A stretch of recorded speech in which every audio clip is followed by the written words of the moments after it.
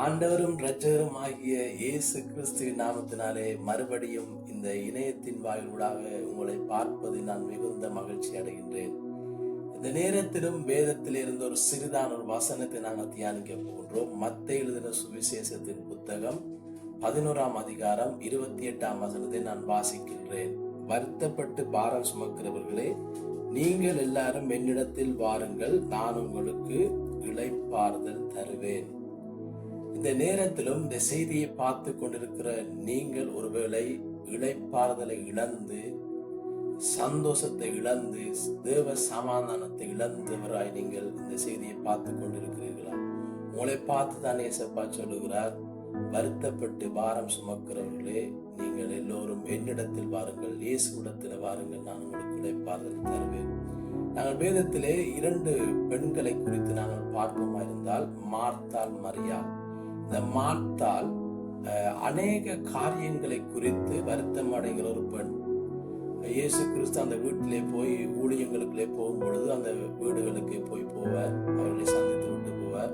அந்த நேரத்தில் அந்த மார்த்தாள் அநேக வேலைகளை செய்து வருத்தம் அடைந்து இயேசுவிடத்தில் வந்து சொல்லுகிறார்.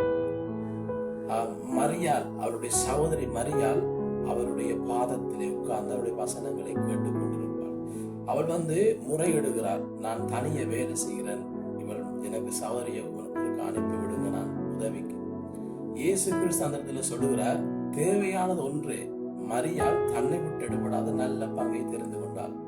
அந்த நல்ல பங்கை நாங்கள் தெரிந்து கொள்ளும் பொழுது அந்த இழந்த அந்த தேவ சமாதானத்தை, தேவ சந்தோஷத்தை எங்களால் பெற்றுக்கொள்ள முடியும். நாங்கள் சில நேரம் நாங்கள் அந்த தேவையானது ஒன்றை நாங்கள் பிடித்து கொள்ளாமல் நாங்கள் என்ன செய்வதுன்னு சொன்னால், நாங்கள் அநேக காரியங்களை குறித்து, எங்கள் வேலை பழுக்களை குறித்து, எங்களுடைய குடும்ப கஷ்டங்களை குறித்து நாங்கள் நினைத்து நாங்கள் அதை குறித்து நாங்கள் பாரத்தோடு கவலைப்பட்டு நாங்கள் கொண்டிருக்கிறோம். ஆனால் ஏசப்பா சொல்லுகிற வார்த்தை அப்படி அல்ல. உங்களுடைய வாழ்க்கையில தேவையானது ஒன்று என்ன? நல்ல பங்காகிய இயேசு கிறிஸ்து.